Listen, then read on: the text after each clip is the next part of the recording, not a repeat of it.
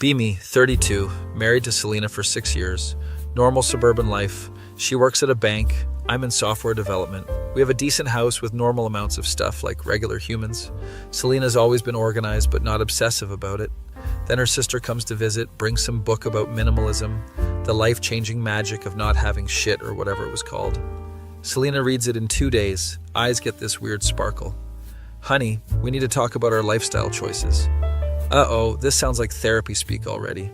She starts explaining how possessions are weighing down our souls. Apparently, our coffee table books are preventing us from achieving enlightenment. We need to embrace intentional living and declutter our space. Sure, babe. Whatever makes you happy, thinking it's just a phase.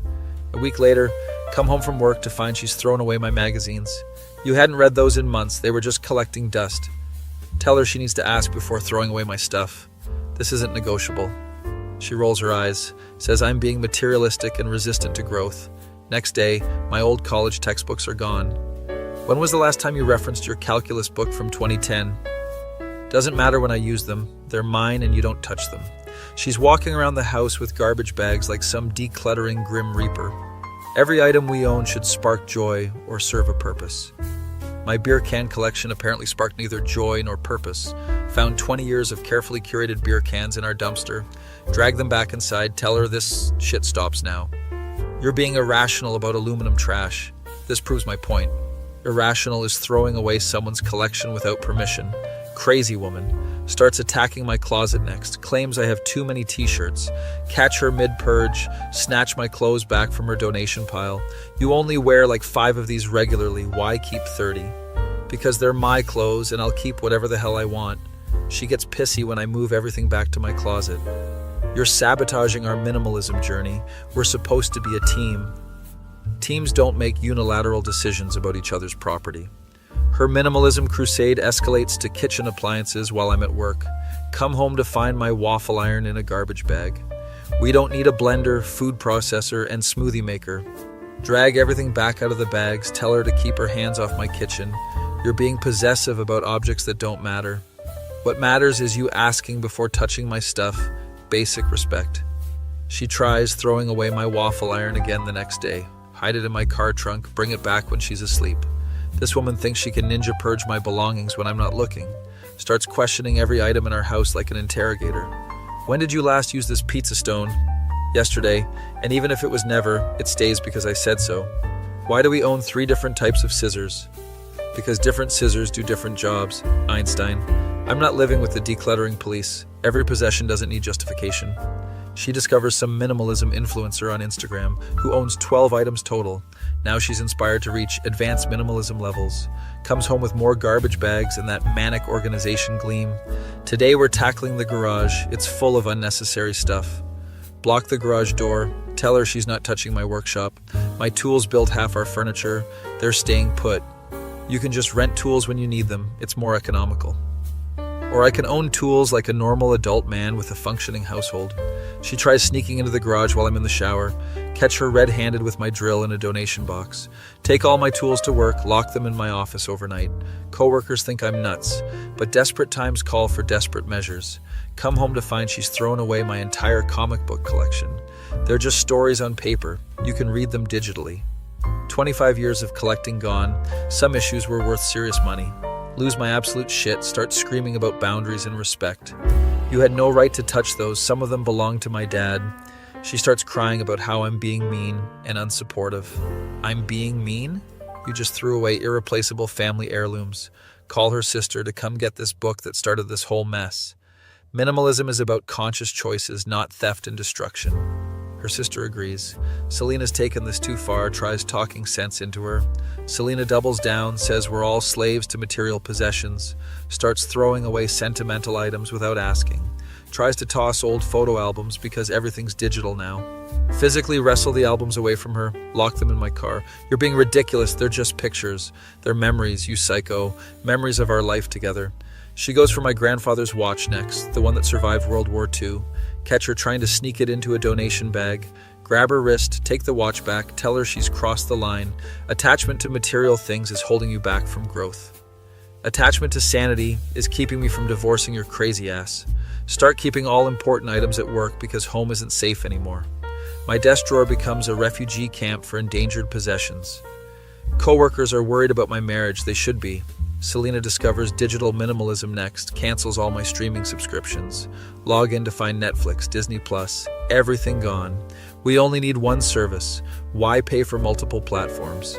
Because I earned the money and I'll spend it how I want. Sign back up for everything. Change all the passwords. She throws a tantrum about me undermining her financial decisions. Your financial decisions about my money for my entertainment. Got it. Starts timing how long I spend looking at things to justify throwing them away. You haven't touched that book in 3 minutes. You don't want it. I was literally reading it. Just pause to process the information.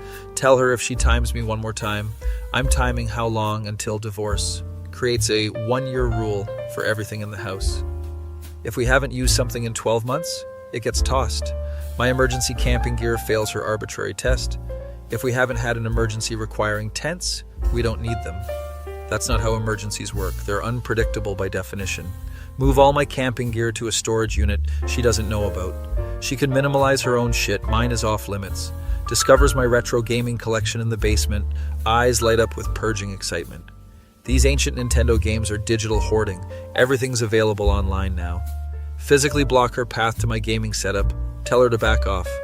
Some of those games are worth hundreds. You're not touching them. She tries to guilt trip me about living in the past through video games. I'm living in the present, where I own things that make me happy. Catch her trying to sneak my GameCube into a trash bag the next morning. Move the entire collection to my buddy Jake's house for safekeeping. Selena accuses me of being secretive and hiding things from her. I'm protecting my property from a woman who's lost her damn mind. While going through my closet, finds my childhood nostalgia box on the top shelf. It's a small container with old drawings, Pokemon cards, random keepsakes. What is this random junk taking up space in our organized closet? Tell her it's personal stuff from when I was a kid, hands off. You're 32, why are you hoarding children's artwork and cartoon cards? Because they're mine and they matter to me, reason enough. She tries to grab the box, I snatch it back and hold it away from her. This is exactly the kind of meaningless clutter weighing down your spirit. What's weighing down my spirit is living with someone who destroys everything I care about. You're being childish about cardboard and crayon scribbles. You're being a heartless bitch about irreplaceable childhood memories. Lock the box in my car with everything else she's tried to steal. Starts questioning why we own furniture beyond absolute basics. Suggests getting rid of our dining table because we eat on the couch anyway. We eat on the couch because you threw away our placemats and napkins. Tell her the furniture stays or she can find somewhere else to live. Discovers extreme minimalism blogs and videos online. These people live in empty rooms with a mattress and 2 outfits. She starts talking about true freedom through radical simplicity. Sounds like mental illness with good marketing to me. Tries to throw away my computer setup because phones can do everything. This is where I put my foot down hard. I need that equipment for work. You're being materialistic about objects that don't define you. They define my ability to pay the mortgage. You're trying to sabotage. She starts crying about how I'm not supporting her journey. This is about becoming our best selves through intentional choices. Our best selves don't involve one person terrorizing the other's belongings. Friends stage an intervention, tell her she's gone completely off the rails. Selena accuses them of being trapped in consumerist mindsets. You're all slaves to your possessions. I'm trying to be free. Free to drive your husband insane with your controlling behavior. Her own family starts getting concerned when she visits. She threw away childhood photos from her parents' house during dinner. Memories should live in our hearts, not cluttering up photo albums. Her mom threatens to ban her from the house if she touches anything else. I'm secretly hoping this intervention makes her realize she's completely lost it. Instead, she doubles down, says everyone else is living unconsciously. Starts a minimalism blog called Less is Liberation. Documents her journey of trying to throw away everything we own. Gets like 12 followers, mostly other people having mental breakdowns. Decides we need to downsize our house because we don't need the space. Why pay for rooms we don't use when we could live in a studio? Because storage exists, and I'm not living in a closet with you. Tries to put our house on the market without telling me. Call the realtor, cancel the listing, tell Selena she's lost her mind. I thought you'd be excited about simplifying our living situation. Excited about being homeless because you read a self-help book? Hard pass. She starts getting weird about me bringing anything new into the house. Buy a plant to make the place less depressing. She throws it away immediately. Plants require maintenance and create clutter. We agreed on simplicity. We agreed on nothing. You've been making crazy decisions for months. Buy 3 more plants out of spite. Dare her to throw them away. Friends won't visit because our place looks like a mental institution. Can't host game night when your wife throws away games and furniture. Selena says, this is perfect because socializing was distracting us anyway. From what? Staring at empty walls and questioning your sanity. 3 months into this nightmare, something weird starts happening. Catch her sneaking packages into the apartment at odd hours.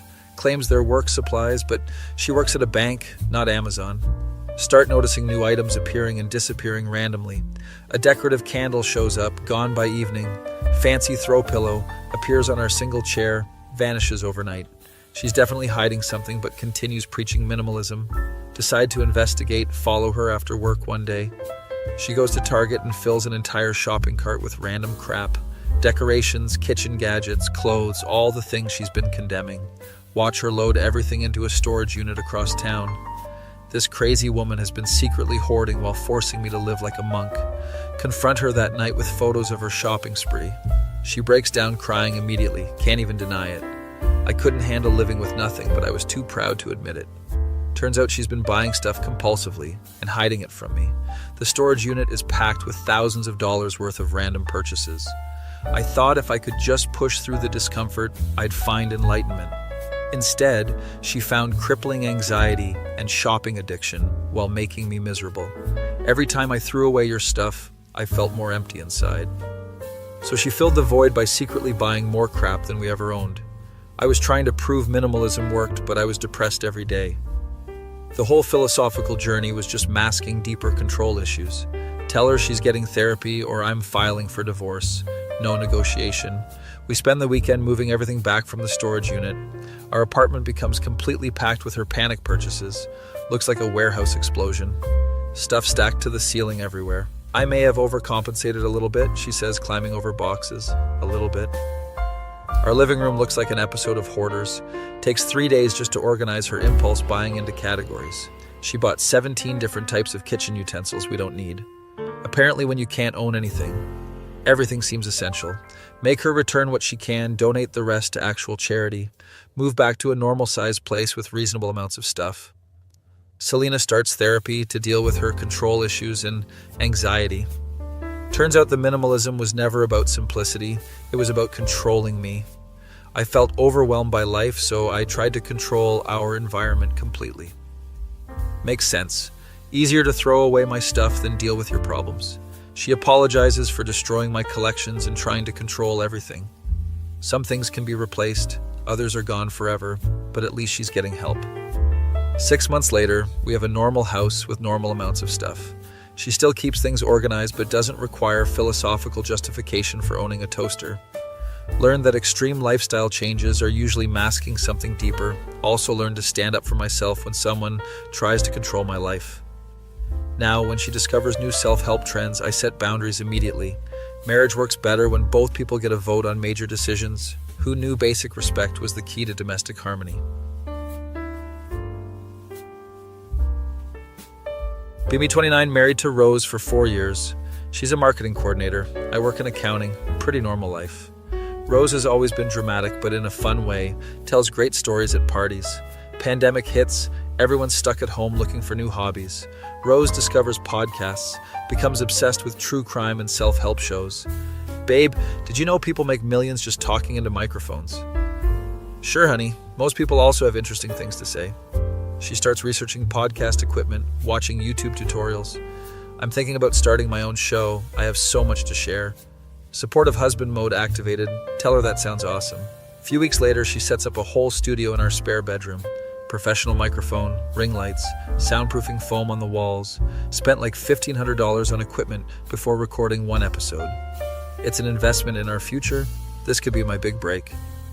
Whatever makes you happy, Rose, just don't expect me to be your first guest. She spends weeks planning her podcast concept, taking it very seriously. It's going to be about relationships and personal growth through adversity. Sounds generic, but encouraging nonetheless. Marriage is about support. Finally launches Rose-Colored Reality, One Woman's Journey to Truth. Terrible name, but she's excited, posts about it constantly on the social media. First episode is about finding your authentic voice in a world of facades. Pretty standard self-help content, nothing groundbreaking but harmless. Gets like 12 downloads, mostly from her family and friends. She's disappointed but determined, starts planning more episodes. Episode 2 drops. Notice the title mentions toxic relationships. Curious, decide to listen while doing dishes. Big mistake. Today I want to talk about recognizing emotional manipulation in marriage. Oh no, this is heading somewhere uncomfortable very quickly. She starts describing a husband who dismisses his wife's dreams and ambitions. Wait a minute, I've been nothing but supportive of this podcast nonsense. He pretends to care, but you can see the eye rolls and fake enthusiasm. When the hell have I ever rolled my eyes at your projects? She goes on for 30 minutes about subtle forms of marital gaslighting, using examples that sound suspiciously like our recent conversations. When I told him about my podcast idea, he said, "Sure, honey," in that patronizing tone. I said, "Sure, honey," because I was genuinely being supportive. You psycho. Downloads jump to 50. People love drama more than generic self-help. Rose is thrilled with the engagement, starts planning more relationship episodes. Episode 3. The silent treatment, when your partner shuts down communication. Describes a husband who gives one-word answers and avoids deep conversations. Lady, I give one-word answers because you talk for 40 minutes straight, sometimes okay, and sounds good are perfectly valid responses. She dramatically reads listener comments about recognizing similar patterns. Sarah from Denver says her husband does the exact same thing. Sarah from Denver doesn't know me. But sure, let's diagnose my communication style. Downloads hit 100. Rose is getting confident about her content. Starts incorporating more specific details about our marriage. Episode 4. Weaponized incompetence. When he can't even load a dishwasher. Spends 20 minutes roasting my dish loading technique to strangers. He puts the plates facing the wrong direction and acts like it's rocket science. There's no wrong direction for plates, Rose. They get clean regardless. Describes how I conveniently mess up chores so she has to redo them. Or maybe I just load dishes differently than your obsessive-compulsive system. Listener count grows to 300. Comments section becomes a husband-bashing support group.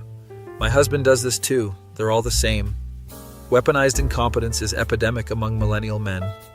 Great. Now I'm representing my entire generation's domestic failures. Rose starts getting sponsorship inquiries from lifestyle brands. Companies want to partner with authentic voices addressing real issues. Real issues like my apparently terrible dishwasher loading skills. Episode 5. The man-child phenomenon, living with Peter Pan syndrome. Oh good, now we're moving into personal attack territory. She describes a husband who refuses to grow up and take life seriously. Because I play video games twice a week and own vintage band t-shirts. He still acts like he's in college, avoiding adult responsibilities. I pay our mortgage, insurance, and handle all our finances, but okay, talks about how I waste money on childish hobbies and collectibles. My hobby budget is $50 a month, hardly breaking the bank. Downloads hit 500. Rose is convinced she's the next big podcast star. Starts treating our marriage like research material for content. Every argument becomes a future episode, takes mental notes during fights. That's interesting. Tell me more about why you feel that way. You're not my therapist, Rose. You're my wife having a normal disagreement. Catch her recording voice memos after we have minor conflicts. Note to self, explore gaslighting tactics in Episode 7. Our marriage problems are being documented for public consumption. Episode 6.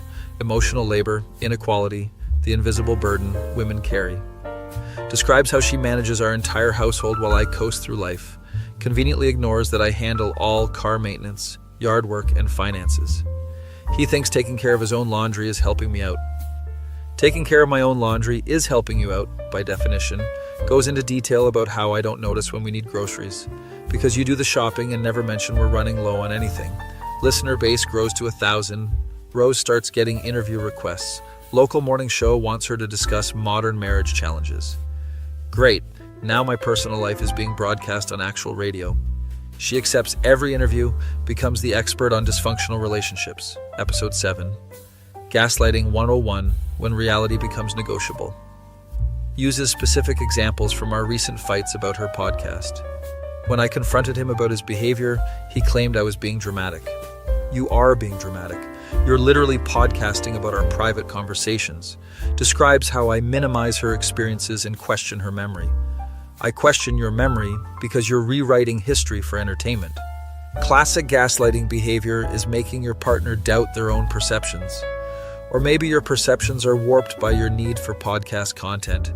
Downloads hit 1,500. Comment section becomes a Rose fan club. You're so brave for sharing your story. Your husband sounds exactly like my ex. Get out while you can. Strangers on the internet are now giving my wife marriage advice based on her biased stories. Episode 8. The Narcissist Next Door, Identifying Covert Manipulation. This title makes me nervous before I even press play. She describes a husband who makes everything about himself and lacks empathy. Spends 30 minutes analyzing my reaction to her podcast success. When I told him about my growing audience, he seemed threatened instead of proud. I seem concerned because you're sharing our private business with strangers. Narcissists can't handle their partner's success. It threatens their ego. Or maybe I'm uncomfortable being psychoanalyzed for public entertainment. Talks about how I dismiss her feelings and redirect conversations to myself. I redirect conversations away from your podcast because it's ruining our marriage. Downloads reach 2,000. Rose starts selling merchandise. Rose-colored reality, t-shirts and coffee mugs for her loyal listeners. People are literally buying products to support her husband-bashing hobby. She quits her marketing job to focus on podcasting full-time. This is my calling. I'm helping so many women recognize toxic patterns. Your calling is destroying our marriage for internet fame and t-shirt sales. Episode 9. Financial Abuse, When Money Becomes a Control Mechanism. Describes how I questioned her business expenses and financial decisions. I questioned spending $3,000 on podcast equipment with no income plan. He made me feel guilty for investing in myself and my dreams. I made you feel accountable for our shared bank account and budget. Talks about how I use money to control her choices and limit her freedom. I use money to pay our rent and utilities like a responsible adult. Financial abusers often disguise control as practical concerns. Practical concerns like not going broke, funding your amateur therapy hour, listener count hits 3,000, Rose gets invited to speak at women's conferences. Recognizing toxic masculinity in modern marriage becomes her signature topic. She's literally making money by publicly calling me toxic to audiences. Episode 10. Isolation Tactics, How Abusers Cut You Off from Support. Describes how I discourage her friendships and social activities. I discourage you from discussing our private life with everyone you meet. He gets uncomfortable when I talk to other people about our relationship. Because normal people don't broadcast their marriage problems for entertainment. Talks about how I create conflict with her friends and family. I create conflict by existing while you tell everyone I'm a terrible husband. Isolating behavior often looks like jealousy or concern for privacy. Or maybe I just want some aspects of our life to remain private. Downloads reach 5,000. Rose starts charging for premium content. Exclusive episodes with deeper insights and personal stories. People are paying money to hear more detailed complaints about me. Episode 11. The Victim Complex, When Abusers Play the Innocent Card. She's really going all in on the abuse narrative now. Describes how I act hurt and confused when confronted about my behavior. I act hurt because my wife is literally profiting from calling me abusive. Classic victim playing includes acting shocked and misunderstood. I'm shocked that you've turned our marriage into a public spectacle. Talks about how I make her feel guilty for speaking her truth. I make you feel guilty for monetizing our private relationship problems. Abusers often claim their victims are being unfair or biased. Victims don't usually have thousands of strangers validating their perspective. Listener base grows to 10,000. Rose gets a book deal offer. From Gaslighting to Freedom, One Woman's Podcast Journey to Liberation. My wife is writing a book about how terrible I am. This is surreal. Episode 12. The Breaking Point, When Enough is Finally Enough. This sounds like it's building to something dramatic. She talks about recognizing when a relationship can't be saved. Describes feeling emotionally drained by constant manipulation and control. Lady, the only thing being manipulated here is your audience's sympathy. Sometimes loving yourself means walking away from toxic situations. Sometimes being honest means admitting you're exploiting your marriage for fame. Talks about plans for reclaiming her life and building healthy boundaries. Your plan seems to involve divorce and a book tour. Very healthy indeed. Downloads hit 15,000. Rose becomes a minor internet celebrity. Gets invited on bigger podcasts to discuss her journey from victim to survivor. Our marriage counselor suggests we both listen to the episodes together. Worst therapy session ever, sitting there while my wife's complaints play on speakers. Do you recognize these patterns in your behavior? The therapist asks. I recognize my wife turning our private conversations into public content. Rose cries about how hard it's been living with someone who doesn't validate her experiences. I'm sitting right here. Why don't you validate my experience of being publicly humiliated? Therapy becomes about managing my reaction to her podcast rather than actual marriage issues. We need to work on your defensiveness and resistance to feedback. The feedback is coming from strangers who only know your version of events. Episode 13. Life After Toxicity, Rebuilding Your Identity. She's already planning her post-marriage content, apparently. Talks about discovering who you are outside of a controlling relationship. You're discovering who you are as a professional victim with a podcast empire. Describes feeling lighter and more authentic since starting her show. You feel lighter because you've transferred all our problems to internet strangers. Sharing my story has been incredibly healing and empowering. Sharing our story without consent has been incredibly damaging to our marriage. Announces she's moving out to focus on her healing journey. Also announces a live tour where she'll perform podcast episodes for audiences. People will pay to watch my wife complain about me in person. Capitalism is wild. Rose packs her stuff and podcast equipment, moves to a studio apartment. Her exit interview becomes episode 14, The Day I Chose Myself. Describes leaving as the hardest but most necessary decision of her life. Describes me as confused and resistant to her growth, refusing to change. I'm confused why my wife chose internet fame over marriage counseling. Final episode is a Q&A where listeners ask about her escape from abuse. Someone asks if she feels bad about airing private details publicly. Healing requires truth, and truth sometimes makes people uncomfortable. Truth would require presenting both sides, not just your victim narrative. Someone asks if she misses being married. I miss the person I thought he was, not the person he actually turned out to be. I turned out to be the same person you married. You just needed content. Podcast ends with her promoting the book and upcoming speaking tour. Rose-colored reality will continue as I help other women recognize their worth. Your worth is apparently measured in downloads and book sales. 6 months later, her book becomes a bestseller in the self-help category. From Gaslighting to Freedom gets reviewed in major publications. Critics praise her brave honesty and relatable storytelling. Relatable because every marriage has problems, not because I'm actually abusive. She gets her own talk show segment and becomes a relationship expert. Meanwhile, I'm single, dating carefully, worried every conversation might become content. Potential girlfriends Google my name and find articles about Rose's escape story. Aren't you the guy from that podcast about emotional abuse? Yes, I'm the guy whose wife became famous by calling him toxic. Rose sends me a copy of her book with a note. Hope you can learn from this. The dedication reads, to all the women who haven't found their voice yet. Apparently finding your voice means broadcasting your husband's flaws for profit. Book tour takes her across the country speaking about recognizing abuse. She's literally making 6 figures by telling people, I was a terrible husband. Divorce finalized, she keeps the podcast revenue and book royalties. I keep the house and the knowledge that my marriage was performance art. Year later, Rose announces she's dating someone new on her podcast. He's everything my ex wasn't, supportive, emotionally available, growth-oriented. Give it 6 months before this guy becomes season 2 of your victim story. Sometimes I wonder if she actually believed her own narrative or just needed content. Either way, she turned marital complaints into a media empire. Learned that some people will sacrifice anything for fame, including their marriage. Also learned to be very careful about what I say around anyone with a microphone. Rose got her freedom and her book deal. I got my privacy back. Turns out we both got what we actually wanted, just not how we expected.